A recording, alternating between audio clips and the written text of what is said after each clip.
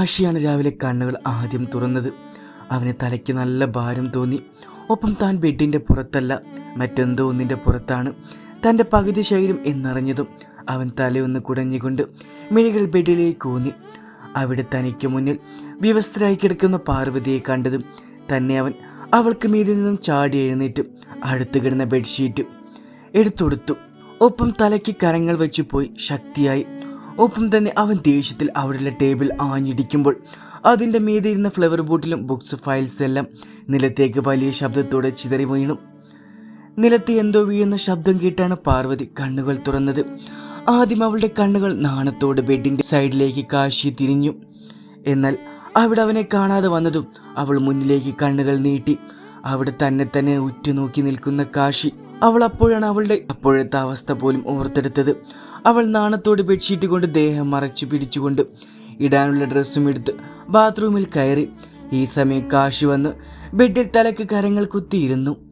ഫ്രഷായി ഇറങ്ങുമ്പോൾ പാർവതി കണ്ടു കാശിയെ. അവൾക്കുള്ളിൽ ആ നിമിഷം കാശി ഇന്നലെ അവൾക്ക് പകർന്നെടുത്ത പ്രണയം മാത്രമേ മനസ്സിലുണ്ടായിരുന്നുള്ളൂ. അതുകൊണ്ട് തന്നെ അവനെ നോക്കാനുള്ള മടി കൊണ്ട് അവൾ റൂമിൽ നിന്നും പുറത്തേക്ക് പോകാനായി ഡോർ സൈഡിലേക്ക് നടന്നും കാശിയുടെ വിളി വന്നു. പാർവതി. അവൾ അവൻ്റെ ആ വിളിയിൽ അവിടെ തന്നെ നിന്നു. ഇന്നലെ നമുക്കിടയിൽ എന്താ സംഭവിച്ചത്? അവൻ്റെ ആ ചോദ്യം അവളുടെ ചുണ്ടിലെ പുഞ്ചിരി മാറ്റി. അവൾ തിരിഞ്ഞ് അവനെ നോക്കി. എന്നിട്ട് പറഞ്ഞു, ഇന്നലെ ഞാൻ എൻ്റെ പ്രണയത്തെറിഞ്ഞ ദിവസമാണ്. ജീവിതത്തിൽ ഇങ്ങനൊരു നിമിഷം ഉണ്ടാകുമെന്ന് അറിയില്ലായിരുന്നു. പക്ഷെ ഇന്നലെ എനിക്ക് ഏട്ടൻ സമ്മാനിച്ച ആ നല്ല ഓർമ്മകൾ അതിനിയും വേണമെന്ന് തോന്നിപ്പോകുക. ഓരോ രാത്രികളിലും അവളുടെ നാണം മറന്നുകൊണ്ട് തന്നെ അവനോട് പറഞ്ഞു. കാശി അവളെ നോക്കി. എന്നിട്ട് പറഞ്ഞു, നോക്ക് പാർവതി, നിനക്കിപ്പോൾ ഇങ്ങനെ ഒന്നും ഞാൻ ആഗ്രഹിച്ചിട്ടില്ല ഈ നിമിഷം വരെ. പക്ഷെ ഇന്നലെ നടന്നത് അത് മദ്യത്തിൻ്റെ ലഹരിയിൽ എൻ്റെ അപ്പോഴത്തെ അവസ്ഥയിൽ പറ്റിപ്പോയിരുന്നു. എനിക്ക് ബോധം ആ നിമിഷം നഷ്ടമായിരുന്നു. എങ്കിലും നിനക്കതുണ്ടായിരുന്നു പാർവതി. നീ ഒന്ന് തടുത്തിരുന്നെങ്കിൽ ഇങ്ങനെയൊന്നും സംഭവിക്കില്ലായിരുന്നു. അവനത് പറഞ്ഞതും അവളുടെ കണ്ണുകൾ നിറഞ്ഞു. അവൾ അതേ കണ്ണുനീർത്തുള്ളികളോടെ പറഞ്ഞു, എനിക്ക് തടുക്കായിരുന്നു. ശരിയാണ്, ഇന്ന് ഞാൻ ഏട്ടനെ പ്രണയിക്കുന്നു. എൻ്റെ പ്രാണനേക്കാൾ ഞാൻ ആഗ്രഹിച്ചിരുന്നു ഏട്ടനെ അറിയാൻ, കാശിയേട്ടൻ്റെ ചൂട് പറ്റി ഉറങ്ങാൻ. അതുകൊണ്ട് തന്നെയാണ് ഇന്നലെ ഞാൻ ഏട്ടന് വഴങ്ങിയത്. എനിക്കപ്പോൾ ഏട്ടനോടുള്ള പ്രണയം അത് മാത്രമായിരുന്നു. പാർവതി, ഞാൻ നിന്നോട് ആദ്യമേ പറഞ്ഞു, നീ എൻ്റെ ഭാര്യയാണ്. എന്നാൽ നീ എന്നും എൻ്റെ കുഞ്ഞിയുടെ അമ്മ മാത്രമായിരിക്കും. അവളെ പൊന്നു പോലെ സ്നേഹിക്കാനും ലാളിക്കാനുള്ള അമ്മ. മറിച്ച് നീ എൻ്റെ നല്ലൊരു ഫ്രണ്ട്സും. അതിനപ്പുറം നിന്നോട് ഒരു രീതിയിലുള്ള ഒന്നും എനിക്കുണ്ടാവില്ലെന്നും നീ അങ്ങനെയൊന്നും ആഗ്രഹിക്കരുതെന്നും ഞാൻ പറഞ്ഞിട്ടുള്ളതാണ്. ഏട്ടൻ അങ്ങനെയാവും. പക്ഷെ എനിക്കങ്ങനെയല്ല. ഞാനൊരു പെണ്ണാണ്. വികാരങ്ങളും വിചാരങ്ങളുള്ള പച്ചയായൊരു പെണ്ണ്. ദൈവം പോലെ ആഗ്രഹിച്ചിരുന്നു നമ്മൾ ഒന്നാവണമെന്ന്. ഇന്നലെ സംഭവിച്ചത് അതിനർത്ഥം ഏട്ടനുള്ള എൻ്റെ പ്രണയം അത് മാത്രം പവിത്രമായ ഒന്നാണ്. നിർത്ത് പാർവതി, എനിക്കാകെ തല പൊട്ടി പോകുക. അല്ലെങ്കിൽ ആവശ്യത്തിൽ കൂടുതൽ ടെൻഷനും പ്രശ്നങ്ങൾ എൻ്റെ തലയിൽ ഇപ്പോഴും ഉണ്ട്. അതിൻ്റെ കൂടെ ഇതും. പാർവതിയോട് ചെയ്യാൻ പറ്റാത്തൊരു തെറ്റ് അതെനിക്ക് പറ്റിപ്പോയി. അതിന് നിന്നോട് മാപ്പ് ചോദിക്കല്ലാതെ മറ്റൊന്നിനാവില്ല. ഒപ്പം ഇനി ഇങ്ങനെ ഉണ്ടാവാതെ ഞാനും നോക്കുന്നതാവും. അത്രയും പറഞ്ഞ് അവൻ ഫ്രഷ് ആവാനായി പോകുമ്പോൾ പാർവതി നിലത്തേക്ക് ഊർന്നിരുന്നു. ശബ്ദം പുറത്തേക്ക് വരാത്ത വിധം പൊട്ടിക്കരഞ്ഞു. മുന്നിലിരിക്കുന്ന തൻ്റെ ഫ്രണ്ട്സും വക്കീലുമായ അഡ്വക്കേറ്റ് സത്യജിത്തിനെ കാശി നോക്കി. ആ സമയം കാശിക്കൊപ്പം തന്നെ അലനും രഞ്ജിയും ഉണ്ടായിരുന്നു.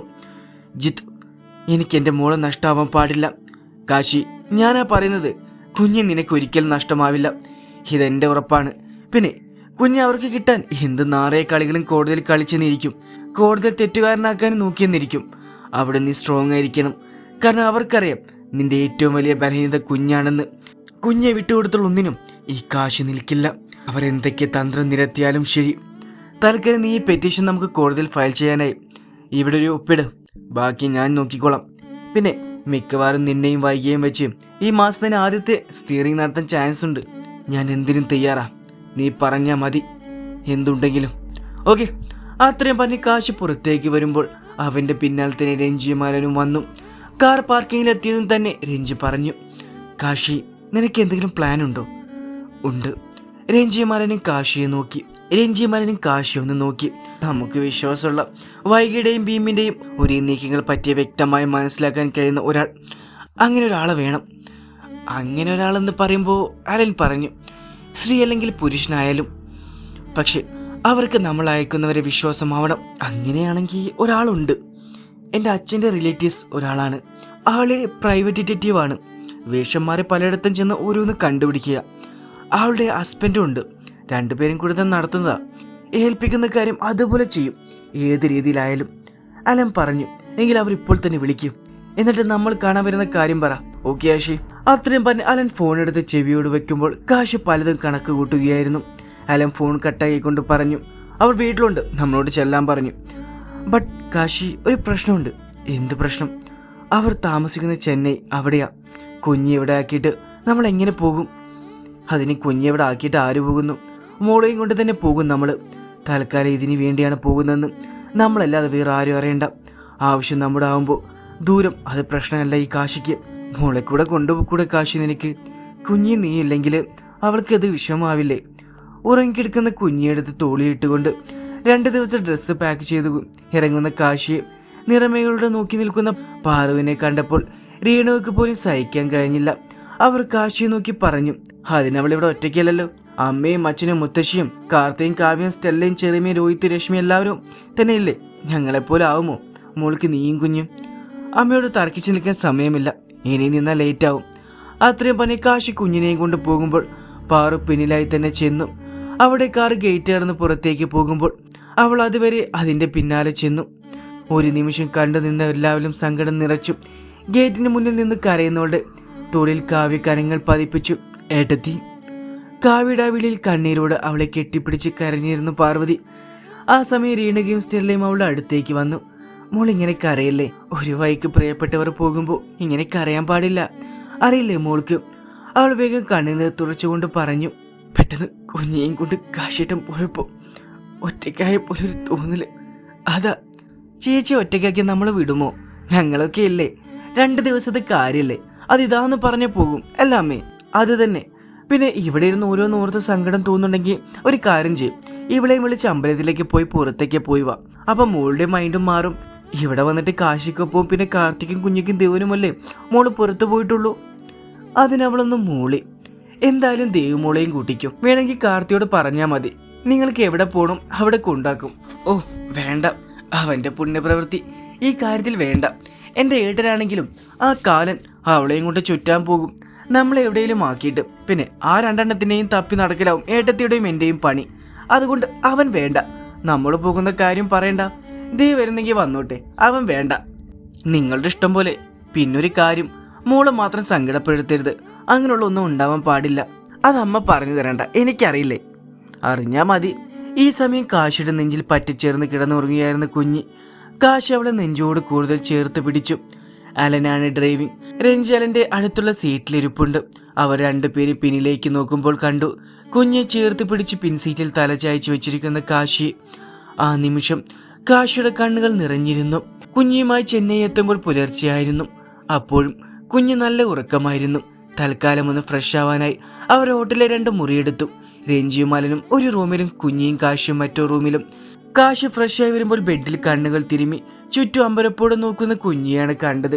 മുന്നിൽ കാശിയെ കണ്ടതും അവനെ നോക്കി ചെറുതായി ചിണുങ്ങിക്കൊണ്ട് അവൻ്റെ കാര്യങ്ങൾക്കുള്ളിൽ പതുങ്ങി. നമ്മ എവിടെ അച്ഛ? ഞാൻ എൻ്റെ മോളെയും കൊണ്ട് ഒരു സ്ഥലം വരെ വന്നതാ. എന്തേ? അപ്പൊ അമ്മ? അമ്മ വന്നില്ല, അച്ഛനും മോളും മാത്രം. അമ്മ വേണം, അമ്മ പാവം, എനിക്കത് അമ്മയുടെ കാതു. അവൾ അവനെ ചുറ്റിപ്പിടിച്ച് കരഞ്ഞു. കുഞ്ഞിയുടെ അമ്മയ്ക്ക് അച്ഛൻ ഒരു സർപ്രൈസ് വാങ്ങാൻ വന്നതാ. അമ്മയെ കൂടെ കൊണ്ടുവന്ന അമ്മയ്ക്ക് സർപ്രൈസ് അറിയാൻ പറ്റില്ലേ? അപ്പൊ പിന്നെ എങ്ങനെ അമ്മയ്ക്ക് നമ്മൾ സർപ്രൈസ് കൊടുക്കും? അവൾ ചുണുക്കം വിട്ട് അമ്പരപ്പോട് അവനെ അതേ എന്ന മട്ടിൽ നോക്കി. അമ്മയ്ക്ക് സർപ്രൈസ് കൊടുക്കാൻ ഇഷ്ടമല്ലെങ്കിൽ പോകാം നമുക്ക്, പോരെ? അപ്പൊ അച്ഛൻ കരുതും മോൾക്ക് അമ്മയോട് ഇഷ്ടമല്ലെന്ന്. മേക്ക് അമ്മനെ കൊയേ ഇത്ത അമ്മച്ച് ഷഷ്പേറ്റ് വായ എത്തിയിട്ട് പോയാ എല്ലേലും എൻ്റെ കുഞ്ഞെ മേടിക്കുക അല്ലേ? അത്രയും പറഞ്ഞ് അവളെ തന്നിലേക്ക് ചേർത്ത് പിടിച്ചു. കാശിയും കുഞ്ഞില്ലാതെ ആ റൂമിൽ കിടന്നിട്ട് പാർവതിക്ക് ഉറങ്ങാനായില്ല. ആ ബെഡിൽ കിടക്കുമ്പോഴെല്ലാം തലേ ദിവസം കാശി തന്ന മുത്തങ്ങളും തന്നിലേക്ക് അവൻ പടർത്തിവിട്ട പ്രണയം ലഹരി മാത്രം നിറഞ്ഞു നിന്നു. അവൾക്ക് എത്ര കിടന്നിട്ട് ഉറക്കം വന്നില്ല. ബെഡിൽ എഴുന്നേറ്റിരുന്നു. റൂമിൽ അങ്ങോട്ടും ഇങ്ങോട്ടും നടന്നു. അവസാനം കുഞ്ഞിൻ്റെയും കാശിയുടെയും ഫോട്ടോയിൽ നോക്കിയിരുന്നു. ഒരുവിധം നേരം വെളുപ്പിച്ചു. കണ്ണുകൾ പതിയെ ഉറക്ക ക്ഷീണത്താൽ അടഞ്ഞു. കുറച്ചു നേരം കണ്ണുകൾ അടച്ചു. ബെഡിന്റെ താഴെ ബെഡിൽ തല ചായച്ചു വെച്ച് കിടക്കുമ്പോഴായിരുന്നു ഡോറിൽ തട്ടി കാവ്യ അവളെ വിളിച്ചത്. അവൾ വേഗം നിലത്തിരുന്ന് എഴുന്നേറ്റു. ബെഡിൽ കിടന്ന കുഞ്ഞിയുടെയും കാശിയുടെയും ഫോട്ടോ ടേബിൾ വെച്ച ശേഷം മുഖമൊന്ന് കഴുകി പുറത്തേക്ക് വന്നു. പാറുവിന്റെ മുഖം കണ്ടാലറിയാം ഇന്നലെ അവൾ നന്നായി ഉറങ്ങിയില്ലെന്ന്. ഏട്ടത്തി ഇന്നലെ ഉറങ്ങിയില്ലായിരുന്നു. എന്തോ ഒറ്റയ്ക്ക് എഴുന്നിട്ടാണെന്ന് തോന്നുന്നു, ഉറക്കം വന്നില്ല. ഞാൻ ഏട്ടത്തിയോട് ചോദിച്ചല്ലേ ഞാൻ കൂടെ വന്ന് കിടക്കണമെന്ന്. അപ്പം ഏട്ടത്തി തന്നെയല്ലേ വേണ്ടെന്ന് പറഞ്ഞത്. അത് സാരില്ല. അല്ല നീ എന്ത് ഈ സമയത്ത്? അമ്മ പറഞ്ഞു ഏട്ടത്തിയെ കൂട്ടി അമ്പലത്തിൽ പോകാൻ, പിന്നെ ഒന്ന് പുറത്തേക്ക് പോയി വരാൻ. ദേവുവിനെ വിളിച്ചു, ഇന്നലെ തന്നെ പറഞ്ഞു. അവൾ കാശിയിട്ടില്ലെന്ന് അറിഞ്ഞതും തന്നെ ഇന്നലെ തന്നെ ലാൻഡായി. രാവിലെ എണീറ്റ് ആൾ ഒരുക്കം തുടങ്ങി. അവൾ വന്നതും ഇങ്ങ് വരുമായിരുന്നു. പിന്നെ ഏട്ടത്തി ഉറങ്ങിക്കാണും, അപ്പൊ ശല്യം ചെയ്യണ്ടെന്ന് കരുതി. എനിക്കെന്തോ ഒരു മനസ്സില്ല. അമ്പലത്തിൽ മാത്രം പോയിട്ട് തിരിച്ചു വന്നാൽ പോരെ? അത് പറ്റില്ല. ആകെ കൂടെ ഇതുപോലുള്ള അവസരം വല്ലപ്പോഴും കിട്ടൂ. അങ്ങനെയുള്ളപ്പോൾ അത് നമ്മളായി തന്നെ കളയാൻ പാടില്ല. ഏട്ടത്തി ഒരുങ്ങി വാ, ഞങ്ങൾ താഴെ ഉണ്ടാവും. വന്നില്ലെങ്കിൽ ഇങ്ങ് വന്ന് പൊക്കിക്കൊണ്ട് പോകും ഞങ്ങൾ, പറഞ്ഞേക്കാം. അത്രയും പറഞ്ഞ് കാവ്യ പോകുമ്പോൾ പാറ അവിടെ തന്നെ ഒരു നെടുവീർപ്പോട് നിന്നു.